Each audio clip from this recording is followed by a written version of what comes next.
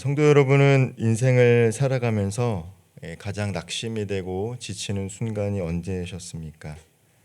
내가 흘린 눈물, 드린 수고, 드린 기도가 아무 열매가 없다고 느껴질 때가 아닌가 생각해 봅니다.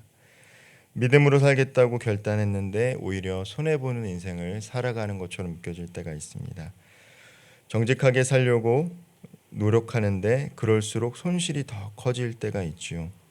원칙을 지킬수록 나는 무엇인가 뒤처진 인생을 살아가는 그런 불안감을 느끼곤 합니다. 가정에서는 대화가 자주 엇갈리고 일터에서는 내 자리가 위협받는 것처럼 느껴질 때가 있습니다. 교회와 공동체를 위해 헌신했지만 때로 오해받을 때가 있고 그럴수록 마음은 지치고 무너집니다. 기도 제목은 길어지는데 응답은 더딘 것 같고 성경을 펼쳐도 위로와 그 사랑이 느껴지지 않을 때가 있다라는 것이죠. 그러나 오늘 하나님의 말씀은 그럼에도 불구하고 분명하게 선언합니다. 눈물을 흘리며 씨를 뿌리는 자는 기쁨으로 거둘 것이다 라고 말하고 있습니다. 시편 126편은 이 바벨론 포로에서 돌아온 이스라엘 백성들이 부른 찬양입니다. 성전에 올라가는 노래, 순례의 노래이지만 바벨론 유수에서 돌아온 포로에서 돌아온 그 사람들이 부른 찬양이지요. 고향으로 예배의 자리로 하나님의 임재의 중심으로 다시 걸어가며 부른 노래가 바로 오늘 함께 읽은 시편 126편입니다. 1절에서 이렇게 그들은 고백하고 있습니다. 여호와께서 시온의 포로를 돌려보내실 때에 우리는 꿈꾸는 것 같았도다. 그들이 돌아왔을 때 꿈꾸는 것 같았다라고 고백을 하고 있습니다. 마치 좀 과장된 표현 같지요. 그러나 도저히 가능하지 않을 것 같은 일들이 현실 가운데 일어날 때 이러한 고백들이 터져 나온다는 것입니다. 인간적인 생각과 계산으로는 도저히 일어날 수 없는 일들을 직면할 때 마치 내가 꿈을 꾸는 것 아닌가라는 고백을 하고 있는 것이죠. 그때 어떠한 일이 일어납니까? 내가 꿈을 꾸는 것 같이 기쁠 때에 내 머리로는 내 계산으로는 도저히 일어날 수 없는 일들이 하나님의 도우심으로 일어날 때 우리에게는 어떠한 현상들이 나타날까요? 2절 말씀 보면 그때에 우리 입에는 웃음이 가득하고 우리 혀에는 찬양이 찼었도다. 웃음과 찬양이 있다라는 거예요. 하나님이 내 삶 가운데 개입하셔서 우리의 삶을 지켜주시고 보호하시고 그리고 개선이 아니라 하나님의 회복의 역사가 일어날 때 우리 삶 가운데 나타나는 현상은 우리 안에 기쁨이 있고 감사의 고백이 있다라는 것이죠. 상황만 바뀌어서 웃는 것이 아닙니다. 우리가 때로는 기도를 통해서 하나님이 나의 상황들을 개선해 주셔서 기쁠 수도 있어요. 그러나 오늘 시편 126편에 나왔던 이 순례자들은 단순히 상황만이 기뻐서 웃는 것이 아니에요. 하나님이 우리를 떠났다라고 생각했는데 그 하나님이 오늘 우리와 함께 하셔서 나 개인의 삶과 우리 공동체를 회복해 주셨다라는 하나님의 구원의 역사를 경험했기에 그들은 웃을 수 있었고 웃는 것에 그친 것이 아니라 그 하나님의 은혜에 감사하며 찬양의 고백을 드리고 있는 것입니다. 더 놀라운 것은 이방 나라들조차 2절 말씀처럼 여호와께서 그들을 위하여 큰 일을 행하셨다라고 인정합니다. 하나님의 회복에는요, 나의 원수조차도 인정할 만한 일들이 일어난다는 거예요. 저 사람의 노력으로만 저렇게 회복된 것이 아니구나. 저가 그 사람이 믿는 그들이 믿는 하나님께서 그들 가운데 역사하셨구나라는 고백이 나타난다는 것이죠. 하나님의 일하심이 너무나 분명하니까 믿는 자만이 아니라 믿지 않는 자들조차도 그들을 위하여 큰 일을 행하신 분이 있구나라고 고백을 하는 것입니다. 그래서 시인은 3절에서 이렇게 응답하고 있습니다. 여호와께서 우리를 위하여 큰 일을 행하셨으니 우리는 기쁘도다. 바벨론 포로에서 돌아왔던 그 일들이 매우 큰 일이기 때문에 우리는 기쁘다라고 고백을 합니다. 그런데 오늘 시편에는 뜻밖의 전환이 일어납니다. 4절 말씀을 보면요, 여호와여 우리의 포로를 남방 시내들 같이 돌려보내소서. 고향으로 이미 돌아왔는데 다시 돌려보내달라라고 찬양을 하고 있어요. 노래를 하고 있고 기도를 하고 있습니다. 사실은즉 다 돌아온 게 아니기 때문이에요. 일부는 돌아왔지만, 포로 귀환으로부터 유대 땅으로 일부는 돌아왔지만 아직 북녘 땅에 남아 있는 이스라엘 민족 공동체가 있었기 때문에 그들을 향해서 이렇게 찬양하는 것이죠. 성전은 재건되었지만 백성의 삶은 여전히 가난하고 불안정했습니다. 우리가 시편 말씀을 읽기 전에 스가랴 말씀을 읽고 또 스가랴와 동시대 함께 사역했던 학계, 성전을 재건하다가 중단된 때가 있었어요. 왜 그렇습니까?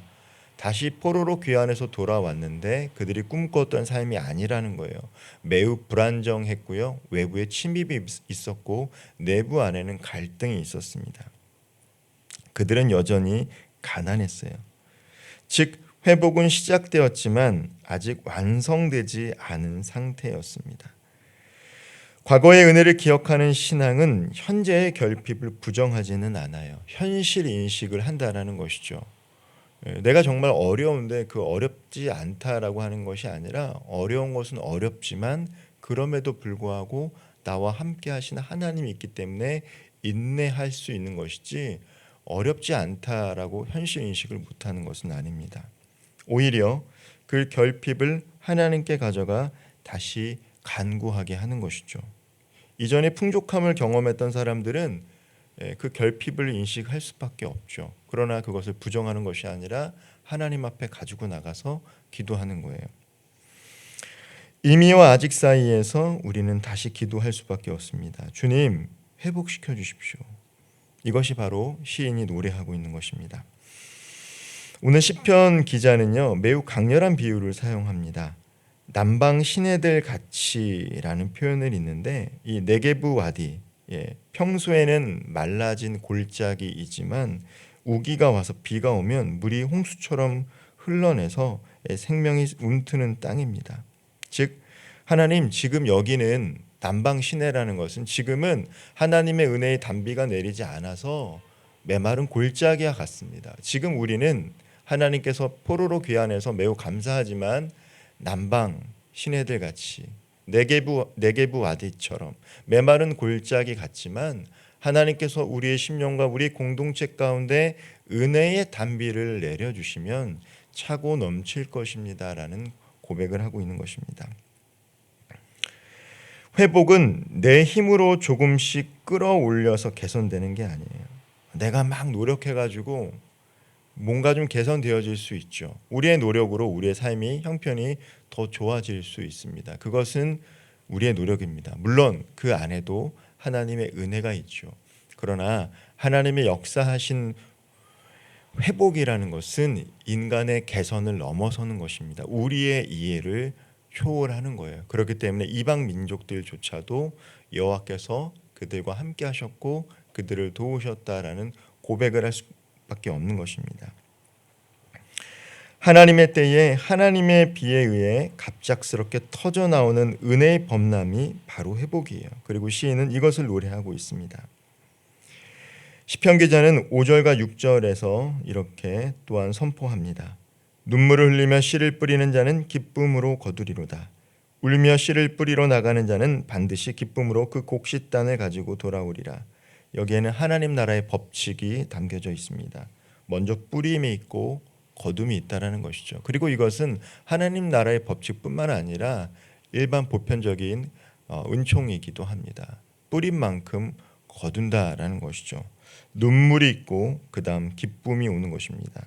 십자가가 있고 그 다음 부활이 있었던 것처럼 눈물로 씨를 뿌릴 때 또한 기쁨으로 거둘 수 있는 것이죠. 그렇다면 오늘 이 시편을 읽고 있는 저와 우리 성도님들이 뿌려야 할 씨는 무엇이겠습니까? 회개의 눈물로 뿌려야 될 씨들이 있을 줄 믿습니다. 이해받지 못해도 사랑을 포기하지 않는 씨를 뿌려야 합니다. 손해를 무릅쓰고 정직을 선택하는 씨가 필요합니다. 보답이 없어도 섬김을 멈추지 않는 씨, 가정을 위해 먼저 사과하고 손 내미는 화해의 씨, 불안한 현실 속에서도 감사와 찬양을 끊이지 않는 예배를 드리고자 하는 마음의 씨, 이 모든 것이 하나님 앞에 드려지는 작은 씨들입니다. 그러나 그 씨앗을 뿌리는 것은 매우 힘들고 무겁기조차 합니다. 울며 씨를 뿌리러 나간다는 표현은 우리의 순종이 종종 마음의 통증을 동반한다라는 것을 말해줍니다. 그러나 시편 기자는 이야기합니다. 반드시 단을 가지고 돌아올 것이다 라고 이야기하고 있습니다. 반드시 결과가 있을 것이다 라고 이야기하고 있는 것이죠. 다만 씨앗과 열매 사이에는 언제나 보이지 않는 기다림의 시간이 있습니다. 이 기간은 우리를 지치게 하죠. 그래서 때로는 씨앗을 뿌리고 열매 맺는 것을 기다리는 것이 낭비처럼 느껴질 때가 있습니다. 그러나 분명한 것은 물리적인 시간, 이 크로노스의 시간 속에서 하나님은 하나님의 때 카이로스의 시간을 준비하고 계신다라는 것입니다. 우리는 그 결과를 언제 얻을지 결과를 통제할 수는 없지만 우리가 선택할 수 있는 것은 오늘 내가 마음이 아파도 작은 씨앗을 뿌릴 수 있다라는 것을 선택한다라는 것이죠. 그리고 그 씨앗을 뿌리면 언제 결과를 맞게 될지는 모르지만 반드시 때가 되면 하나님께서 그 씨 가운데 열매를 주신다라는 것입니다. 우리의 때에 얻을 수 있을 수도 있고요. 때로는 어떤 씨들은 우리의 때가 아니라 우리 자녀와 손자녀, 다음 세대들을 통해서 우리가 눈물로 흘렸던 그 씨들이 맺어지게 된다는 것입니다. 하나님은 우리의 눈물을 기억하시고 우리의 수고를 잊지 않으시는 분입니다. 믿음의 가정에서 자녀를 위해 매일 드리는 짧은 축복기도, 일터에서 작은 정직, 공동체를 위해 보이지 않는 섬김, 이 모든 씨앗은 반드시 하나님의 밭에서 심겨져 언젠가 단으로 묶여질 것입니다. 말씀을 맺도록 하겠습니다. 사랑하는 성도 여러분, 시편 126편은 지나간 과거만을 회상하는 시가 아니에요. 지금은 눈물 속에서도 장차올 기쁨을 확신하는 시입니다. 과거의 은혜가 오늘의 간구를 가능하게 하고 오늘의 간구가 내일의 기쁨을 예비할 줄 믿습니다. 그러므로 오늘 우리는 눈물로 씨를 뿌려야 합니다. 눈물을 흘릴지라도 마음이 아플지라도 결과가 언제 보일지 알지 못한다 할지라도 비교와 조급함의 마음을 잠시 내려놓고 눈물로 하나님께서 원하시는 씨앗을 뿌릴 때 하나님은 우리의 삶과 가정과 교회와 이 나라와 민족 가운데 반드시 열매 맺게 해 주실 줄 믿습니다. 오늘도 하나님의 때를 기대하며 눈물로 믿음의 씨앗을 뿌릴 수 있는 저와 우리 모든 성도님들 되기를 주님의 이름으로 축원드리겠습니다. 기도하겠습니다. 사랑과 은혜가 풍성하신 하나님, 때로는 우리가 마주하는 현실 때문에 소망을 잃어버릴 때가 있고 염려와 근심 속에 살아갈 때가 있습니다. 그러나 시간의 주인이신 하나님을 기억하며 이 물리적인 시간, 크로노스의 시간에 갇혀 살아가는 것이 아니라 카이로스의 시간, 하나님의 때를 기다리며 그때가 언제 우리 삶 가운데 열매 맺게 할지는 모르지만 오늘 우리가 선택할 수 있는 것, 믿음의 작은 씨앗을 뿌리기를 소망합니다. 우리 개인의 삶을 위해서도, 우리 가정을 위해서도, 우리 교회와 직장을 위해서도, 나라와 민족을 위해서 눈물로 씨앗을 뿌릴 때 하나님께서 우리에게 복을 주셔서 그 씨앗의 열매를 우리의 때에 누릴 수 있는 성도들과 삶이 있겠지만, 그러나 때로는 그 씨앗이 우리의 자녀들과 손자녀들과 다음 세대들을 통해 이루어질 것을 기대하며 이 새벽에 기도로 눈물의 씨앗을 뿌릴 수 있는 저와 우리 모든 성도님들 되게 하여 주옵소서. 어떠한 상황 속에서도 기도하기를 쉬지 않게 하여 주시고 하나님 앞에 마음의 소원을 두고 간구하며 하나님과 동행하는 기쁨을 누릴 수 있는 복된 하루 되게 하여 주옵소서. 예수님의 이름으로 간절히 기도하옵나이다. 아멘.